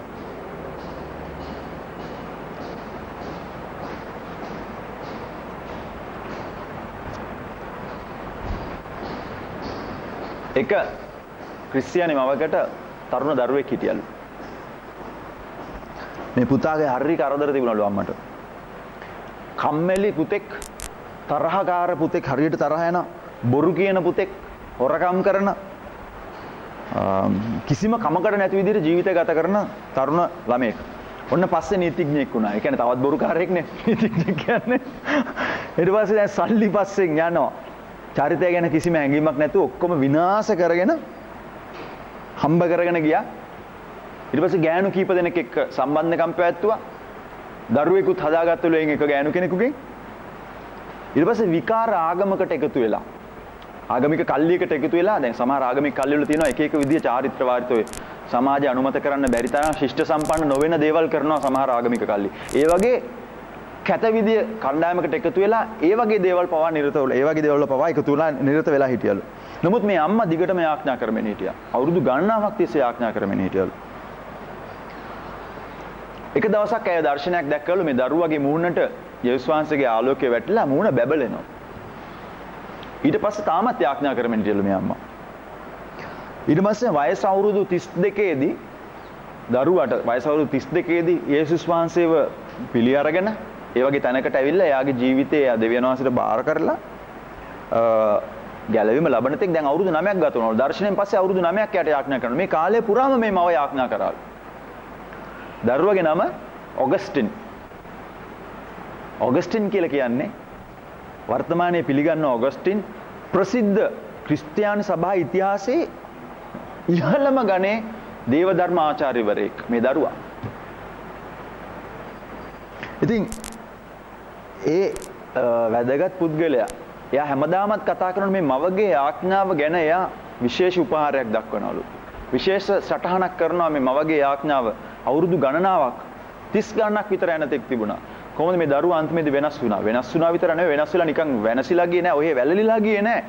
ඔගස්ටින් කියන දැන් ඔයගොල්ලෝ කතා කරන මේ සමහර දේව ධර්ම කතාවන මේ උගන්වන අය භාවිතා කරන ඒ ලියවිලි පරණ ඔහුගේ ලියවිලි ඔහුගේ පොත් තියෙනවා ආදි වියක් හැටියට දේව ධර්ම ආචාර්යයෙක් හැටියට ඔහුගේ ලියවිලි තියෙනවා ලස්සන දේවල් කියලා දේවල් උන්වහන්සේ ඌට දේවල් එළිදරව් කරලා යාඥාවට ස්වාමීන් වහන්සේ පිළිතුරු දෙනවාමයි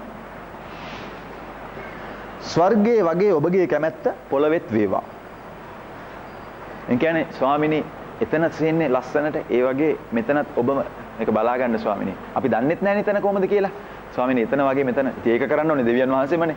ඒ කියන්නේ මම ඇඟ බේර ගන්නවා. මං රෙසිග්නේෂන් ස්වාමිනී ස්වර්ගේ තියෙනා වගේ කරගන්න. එහෙම නෙමෙයි ස්වර්ගයේ වගේ වෙන්න කියලා කියන්නේ.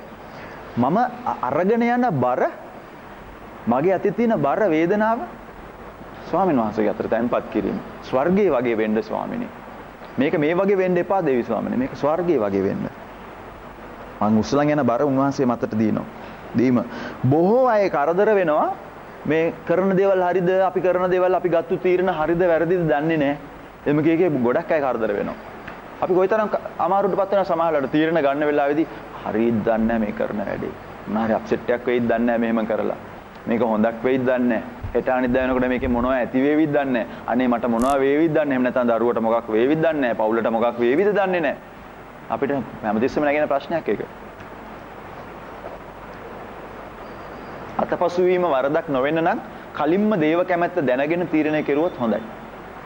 ස්වර්ගයේ වගේ වේවා. අපි මොන හරි කරලා ඉවර වෙලා වැරදුනට පස්සේ කමන්න එහෙනම් ස්වාමිනී ඔබ ස්වර්ගයේ වගේ කරා.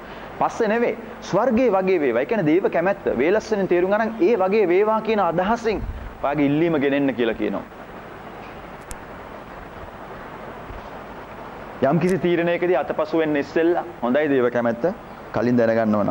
දිනපතා ආහාර දෙන්න ඊළඟට ස්වාමින්ගේ ආඥාවෙදි කියනවා.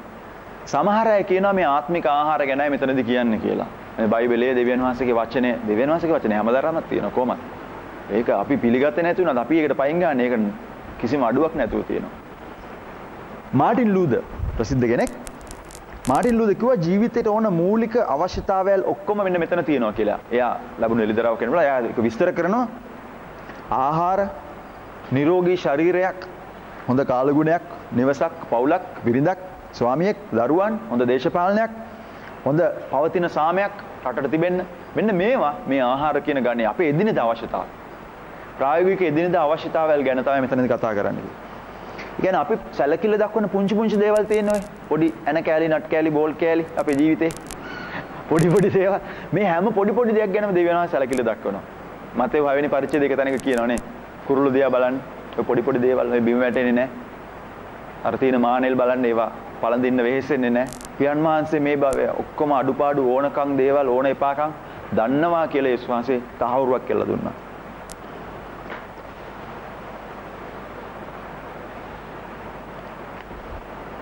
පුංචි ළමයෙක්ගේ හිතේ තියෙන දේවල් දැනගන්න දෙමව්පියෝ කැමති. ඒ විදිහටම ඇවිල්ලා දරුවා කියනවා නම් අපි කැමතිනේ මම නම් කැමතියි. මගේ ළමයි මට ඇවිල්ලා එයාගේ හිතේ තියෙන ප්‍රශ්නේ ඒ විදිහටම කියනවා නම් මම කැමතියි. ඔක හංගන්න නැතුව අමුතු වචන නැතුව එයාගේ හිතේ තියෙන වේදනාව හරි සන්තෝෂය හරි ඒ විදිහට මෙලි දක්වන්නේ. අපිත් ඒ වගේ වෙන්න ඕන. උන්වහන්සේ ඒ වගේ කැමතියි. අපි ඒ විදිහටම ගිහිල්ලා කියනවා නම් උන්වහන්සේ කැමතියි. ඉතින් ඒකනේ මේ තරම් යාඥාවේ සීමාවල් පුලුල් කරලා තියෙන්නේ. කොන්දේසි නීති රීති තිබ්බා වුණාට යාඥාව මේ තරම් පුලුල් කරලා තියෙනවා. වාට ඉන්න විදිහට එන්න පුළුවන්. ඔය දෙවිවරු ගාවට එහෙම යන්න බෑනේ. දෙවිවරු කියාගන්නේ ආයෙ ගාවට එහෙම යන්න බෑ. ඔයා නාලා එන්න ඕන කියයි. සුදු ඇඳගෙන එන්න ඕන කියයි. පූජා වට්ටිය අරන් එන්න ඕන කියයි. පුදුමයි ඒවා. අපි සමාව දෙනවා වගේ අපිටත් සමාව වෙන්න ස්වාමිනේ ඊළඟට කියන යාඥාවේදී. යේසුස් වහන්සේ මියගියේ ඇයි කියන පාඩමේදී අපි කිව්වා සම්පූර්ණ සමාව ලැබුණා කියලා. එහෙනම් දැන් ඇයි සමාව ඉල්ලන්නේ? යේසුස් වහන්සේ කියනවා තවත් සමාව ඉල්ලන්නයි කියලා. උන්වහන්සේ සමාව ගෙනාවනේ. මූලික වශයෙන්ම කුරුසෙදි සමාවනේ ගෙනාවේ. එහෙනම් අදත් සමාව ඉල්ලන්න කියනවා. යොහාන් 13 වෙනි පරිච්ඡේදයේ සිද්ධියක් සිදු වුණා. පේත්‍රුස් කියන එක තැනකදී යොහාන් 13 යේසුස් වහන්සේ කකුල් හොදන්න try කෙරුවා පේත්‍රුස්ගේ. පේත්‍රුස් කියනවා පිස්සු ස්වාමීනි ඔයා කොහොමද මගේ කකුල් හොදන්නේ? හොදන්න එපා මගේ කකුල්. මට හොදන්න ඉඩ දුන්නේ නැත්තම් පේත්‍රුස් මගේ වාගේ කිසිම සම්බන්ධයක් නැහැ. ඉතින් පේත්‍රුස්ට ඔන්න ඒ ගමන තේරුම් ගත්තා. එහෙනම් ස්වාමිනේ එහෙනම් මොහා හොදන්න ඔළුවේ ඉඳලා නාවන්නේ ස්වාමිනේ. යේසුස් කිව්වා නාන්න ඕනේ නැහැ. නාලා ඉන්න කෙනා පවිත්‍රයි. ඔයා ඇවිද්දාම කකුල් දෙක තමයි සුද්ධ කරන්න වෙන්නේ කියලා. හරි? නාලා ඉන්න කෙනා පවිත්‍රයි. කකුල් දෙක විතරක් හේදුවම ඇති කියලා කිව්වා. ජීවිතේ සමාව අපි ලැබලා ඉවරයි. කුරුසෙන් සමාව ලැබලා ඉවරයි ඒ සිද්ධියේදී. හැබැයි මේ ගමන් රටාව ඇතුළේදී එක එක දේවල් අපේ ඇඟේ පතේ ගෑවෙනවා. හොඳ සුද්ධ භූමියක නෙවෙයිනේ ඇවිදින්නේ නැන්නේ. අපි යන සමාජය ඇතුළේ සුද්ධ නැහැනේ. දේව අභිමුඛයේ සුද්ධ වුණාට අපි ඇවිදින සමාජය සුද්ධ නැහැ. එතකොට නොඑක් දේවල් අපේ ඇඟේ පතේ ගෑවිලා මේ දෙපා අපවිත්‍ර වෙන එක අනිවාර්යෙන්ම වෙනවා. අනිත් හැම දෙයක්ම ගනුදෙනු කරලා ඉවරයි. නාලානේ ඉන්නේ දැන්. දිව්‍ය සමාව ලැබිලා ඉන්නේ. අර පේතුස් කිව්වේ නාලානේ ඉන්නවා ඒක නිසා දැන් ඕනේ නැහැ නාන්න අපව. ඔයා පවිත්‍රයි. ජීවිතේ අතරමඟ දෙවියන් වහන්සේගේ සම්බන්ධයට බලපාන දේවල් අපේ මේ ගමන් මාර්ගයේදී අපේ ඇඟේ පතේ ගෑවෙනවා. මේ ගෑවෙන දේවල් වලට පොඩි ගනුදෙනුවක් කරන්නම වෙනවා. ඒවයින් පවිත්‍ර වීමක් නම් කරන්නම වෙනවා. ඒ නිසා තමයි පව් කියලා දෙන එක, පවුලින් ඉවත් වෙන එක සහ සමාවයි දෙන එක ඕන වෙන්නේ. ඒක අත්‍යවශ්‍යම වෙන්නේ ඒ නිසායි. එදිනදා පවිත්‍ර වීමක් දිගටම තියෙන්න ඕනේ. අපේ පාපයට සමාව දෙන්න ස්වාමිනී. කුරුසේ ගැන නෙමෙයි කියන්න ඕනේ. අදටත් සමාව ඉල්ලන්න ඕනේ. පාපයට සමාව. ඇයි ඉල්ලන්නේ? අර මූලික ජන්මික පාපය ගැන නෙමෙයි කතා කරන්න ඕනේ. ඔය අද දවසේ වෙච්ච දේ සමහරට ඒ කියපු දෙයම වෙන්නේ නැති. වෙච්ච වැරද්ද. ඒ කියපු විදියම වෙන්නේ නැති වෙච්ච වැරද්ද. යේසුස් වහන්සේ කියනවා දිගටම ඔබ වැරදි කරලා ආයෙත් සමාව දෙනකොට දෙවියන් වහන්සේ ඔබට සමාව දෙනවා. මතේ 6:14 ඉඳලා 15ට. හැබැයි වැදගත් මේක මතක තියාගන්න. අනිත් අයන්ට සමාව දීලා සමාව උපය ගන්න බෑ. එතන පදේ කියනවනේ. ඔබ සමාව දෙන්න. එතකොට ස්වර්ගයේ පියාණන් වහන්සේ ඔබට සමාව දෙනවා. සමාව උපය ගන්න බෑ. සමාව උපය ගන්න බෑ. දෙන තරමට සමාව දෙන්න දීලා මගේ account එක වැඩි කරගන්න. සමාව account එක. උපය ගන්න බෑ සමාව. සමාව දෙන්න හැකියාවක් තිබීම ගැන කතා කරන්නේ. සමාව දීමට හැකියාව. මොකද ඔයා ලැබුවා. ලැබපු සමාව ඒ දෙන හැකියාව. ඒ හැකියාව නැතිනම් අපි අපිටම සමාව දීගෙන නැහැ. සමාව කියන එක දන්නේ නැහැ. ඔයා සමාව ලැබලා නැහැ. අත්දැකලා නැහැ සමාව. දෙන්නේ නැත්නම් අත්දැකලා නැහැ. ඔයා දන්නේ නැහැ. ඔයා දන්නව නම් අනිවාර්යයෙන්ම ඔයාට වැරදි කරන්න යන්න සමාව දෙනවා. තමුන්ගේ වැරදි ස්වභාවය තේරුම් අරගෙන තමුන්ට සමාව ලැබුණා. ඒවා අකලමකල දැම්ම කියන එක ඔයා දන්නනම් ඔයා අනිවාර්යයෙන්ම අනිත් මිනිස්සුන්ට සමාව දෙනවා. අප පරීක්ෂාවට නොදා නපුරාගෙන් ගලවන්න ස්වාමිනී. යාකොබ් 1:3 කියනවා දෙවියන් වහන්සේම අපිව පරීක්ෂා නොකරන බව. දෙවියන් වහන්සේ කවදාවත් පරීක්ෂාවට දාන්නේ නැහැ. හැබැයි අපි කොයිතරම් දුරට පරීක්ෂාවට නිරාවරණය වෙනවද කියන එක උන්වහන්සේගේ අතේ තියෙන. ඒ පාලනය උන්වහන්සේගේ අතේ තියෙන්නේ. යෝබ් පොතේ පළවෙනි පරිච්ඡේදයේ සාතන් එහෙමේ ගිහිල්ලා ඔබම ගිහිල්ලා බලලා එනවා ඔන්න ඇවිල්ලා ඉල්ලනවා අර යෝබ් ඉන්නව නේද? ඔයා අල්ලගෙන ඉන්නේ ස්වාමිනේ. ඔයා අල්ලගෙන නැතුව අතෑරලා බලන්න. ඔයා නමස්කාර කරද්දී ওই තරම් කීකරු දරුවෙක් වගේ ඉඳීද කියලා. ඔහුට ඉඩ ඇරිය. යම්කිසි තරමකට. නමුත් පාලනයක් උන්වහන්සේගේ අතේ තිබුණා. එතකොට දෙවියන් වහන්සේ නෙමෙයි පරීක්ෂා කරන්නේ. ඒකේ පාලනය උන්වහන්සේගේ අතේ තියෙන්නේ. හැම ක්‍රිස්තියානි කරුවෙකුටම හැම කිතුණුවෙකුටම දුර්වල අංශ තියෙනවා. අපි දන්නවා අපේ දුර්වල අංශ තියෙනවා කියලා. මොකක්ද ඔයගොල්ලන්ගේ දුර්වල අංශය?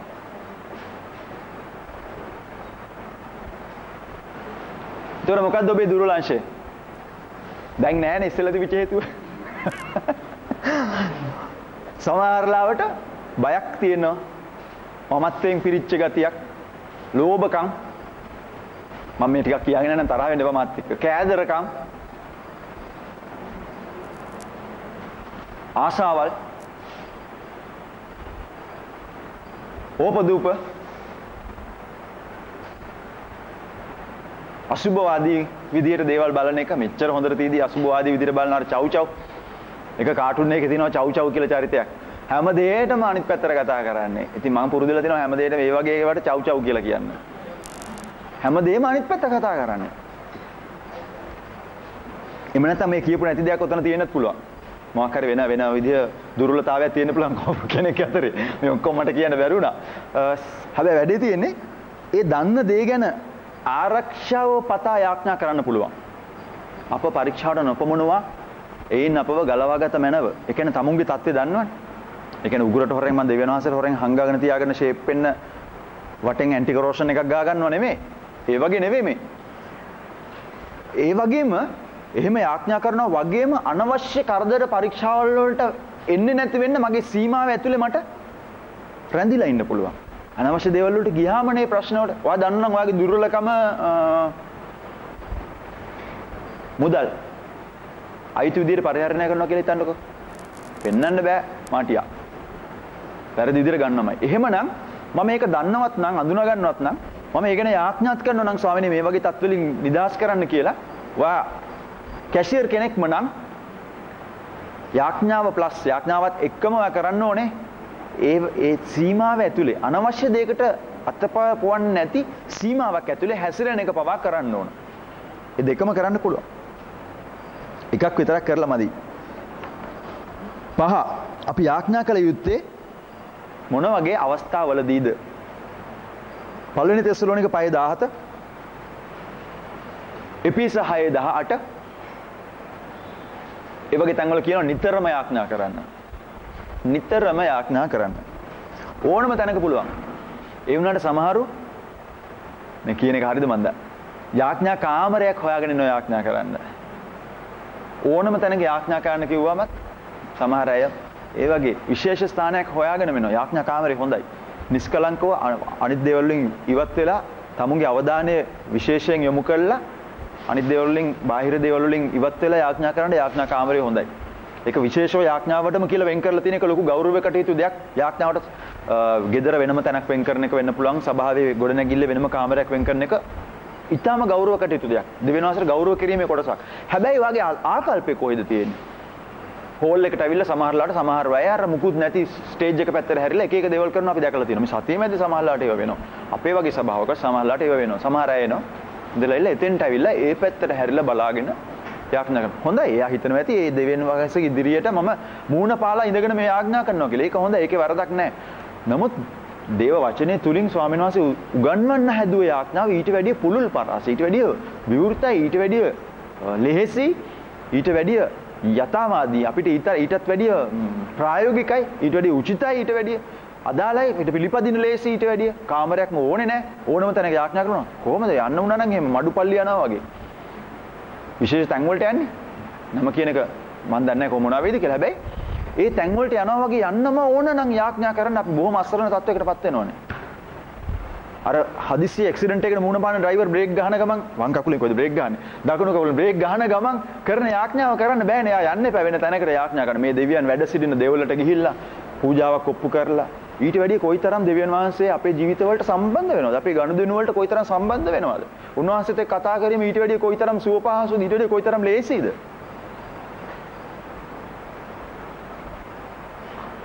ඉතින් ඒ හොයාගෙන යන කාලෙත් යාඥාවට යොදවන්න පුළුවන්. දෙයිවල ඉන්න සහෝදරයෙක් බස් එකේ නැගලා ඇවිල්ලා රත්මලානෙන් බැලලා ප්‍රේයර් රූම් එකට ඇවිල්ලා යාඥා කරලා යනකොට ඒ බස් එකේ ගමන් කරන්න එන්නයි ගත කාලේ යාඥාවට යොදවන්න පුළුවන්කම තියෙනවා. සමහර වෙලාවල් වලට අපි කෙනෙක්ට හම් වෙලා කතා කරනකොට එන්න පොඩ්ඩක් නිස්කලංක තැනකට ගිහලා කතා කරමු කියලා වෙනම තැනකට ගිහලා කතා කරනවා. එහෙම එකකුත් තියෙනවා. වෙනම කතා කරනව නේද? මේ බිසි මැද්දේ කතා කරන්නේ නැතුව වෙනම තැනකට ගිහලා කතා කරනවා. වෙනම කාමරයකට හරි වෙනම තැනකට හරි ගිහලා කතා කරනවා. ඒ වගේ යාඥාවට විශේෂව වෙන් කරගෙන අවධානය දීමත් හොඳ දෙයක්. වෙනම අවධානය දීලා මමයි ස්වාමීන් වහන්සේ විතරයි. එහෙම නැත්නම් අපේ මේ කණ්ඩායමක් අරගෙන යනවා නම් මේ කණ්ඩායම අපි මේක විශේෂ දෙයක් කරන්න හදනවා. ඒ නිසා අපි මෙහෙම වෙනම තැනකට යනවා. කාමරයක් ඇතුළට ගිහලා දොර වහගත්තා යාඥා කරන්න වෙනම යොමු වෙනවා. ඒකත් හොඳයි. මතෙව් 6 වෙනි පරිච්ඡේදයේ 6 වෙනි පදේ මතෙව් 6:6 යාඥා කරන කල ඇතුල් ගෙට වැද රහසෙන් පියාණන් වහන්සේට යාඥා කරන්න. එහෙම කිව්වේ ඒ නිසයි.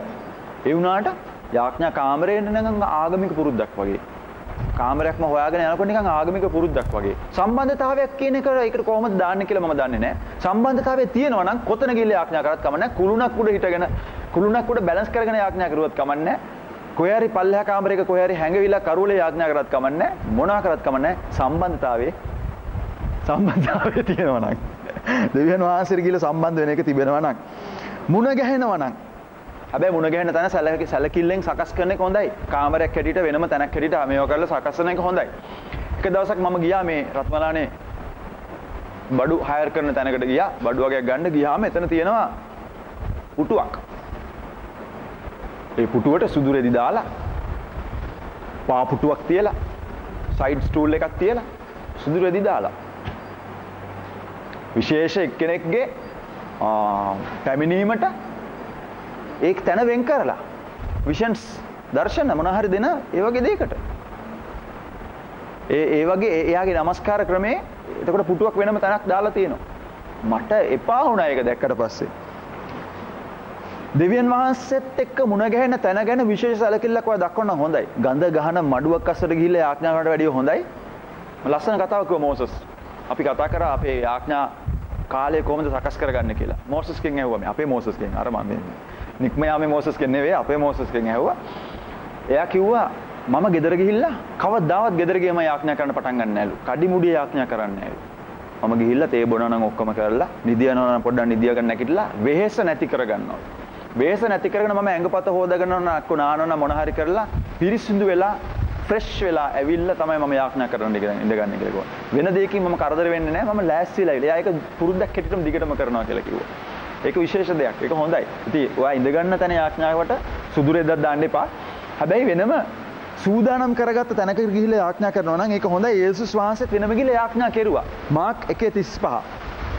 ඒ සැලකිලිමත්කමක් තියෙන නිසා නැත්නම් යේසුස් වහන්සේට හිටපු ගණන්ම ඉඳගෙන මේ යාඥා කරන්න තිබුණානේ. ඉන්න ඕනම අවස්ථාවකදී යාඥා කරන්න පුළුවන් නිසා යේසුස් වහන්සේටත් පුළුවන්කම තියෙන තිබුණ යාඥා කරන්න. නමුත් වෙනම තැනකට ගිහිල්ලා යේසුස් වහන්සේ දවසක් යාඥා කෙරුවා. දවසේ හොඳම වෙලාව තමුන් තීරණය කරගන්න. කෙනෙක් කියාවේ මට උදේ තමයි හොඳ. තව කෙනෙක් කියාවේ මට රැයට තමයි හොඳ. තව කෙනෙක් කියාවේ මගේ වැඩපිළිවෙල දවල්ට තමයි හොඳ කියලා. ඒක ඕගොල්ලන්ට අයිති දෙයක්. සම්බන්ධතාවය පවත්වා ගන්න නඩත්තු කරගන්න හොඳ වෙලාව ඕගොල්ලෝ තෝරගන්න. ක්‍රියා 12 කියනවා පුද්ගලික යාඥාව වගේම සාමූහික යාඥාවක් ගැන. ක්‍රියා 12 ඉඳලා 15 වෙනි පදයට දැක්කොත් මේ සාමූහික යාඥාවේ ප්‍රතිඵල දකින්න පුළුවන්. සභාව එකතු වෙලා යාඥා කරපු වෙලාවකදී ලොකු දේවල් සිදු වුණ හැටි. යේසුස් වහන්සේ කිව්වා දෙන්නෙක් හරි තුන් දෙනෙක් හරි ඉන්නගෙන යාඥා කරන තැනත් මම ඉන්නවා කියලා. පුද්ගලික යාඥාව ගැන කතා කරුවා. ස්වර්ගයේ වසන අපේ පියාණන් පෞද්ගලික වශයෙන් අදහිලිවන්තයා දෙවියන් වහන්සේත් එක්ක සම්බන්ධ වීම තමයි යාඥාව කියන එක තමයි උන්වහන්සේ කතා කරුවේ. ඒ මැද්දම උන්වහන්සේ කතා කරුවා දෙන්නෙක් හරි තුන් දෙනෙක් හරි ඉන්න තැනක් ගැනත්. සාමූහික වශයෙන් එකතු වෙලා යාඥා කිරීම ගැන පවා කතා කරුවා. ක්‍රිස්තියානිකමේ මැද්දේ තියෙන්නේ සම්බන්ධතාවයක් නිසා යාඥාව කිරීම, ඒ කියන්නේ කතා කිරීම, මේ දෙවියන් වහන්සේ එක්ක හුවමාරු කරගැනීම, වචන, අදහස්, හැඟීම් හුවමාරු කරගැනීම, කතා කිරීමට අද්විතීය තැනක් හිමි වෙනවා. යාඥා කිරීමට කිසිම දෙයකට අඩුවක් නැති ප්‍රමුඛ ස්ථානයක් ක්‍රිස්තියානි ජීවිතයේ අයිති වෙනවා. සම්බන්ධතාවයක් මැද්දේ තියෙන දෙයක් නිසා. ක්‍රිස්තියානිකම කියන්නේ සම්බන්ධතාවය මැදි කරගත්ත දෙයක්. දෙවියන් වහන්සේගේ සම්බන්ධය මැදි කරගත්ත දෙයක් නිසා. ඒතර යාඥා කරනවා කියන මේ වචනේ නොතිබුණා නම් මේක අපි මීට වඩා පහසුවෙන් කරාවිද මම දන්නේ නැහැ. අපි කතා කරනවානේ. දෙවියන් වහන්සේට කතා කරනවා. කොහෙද යන්නේ? යාඥා කරනවා කියලා නොකියන එක අපේ ව්‍යවහාරයේ නොතිබුණා නම් කොහෙද යන්නේ?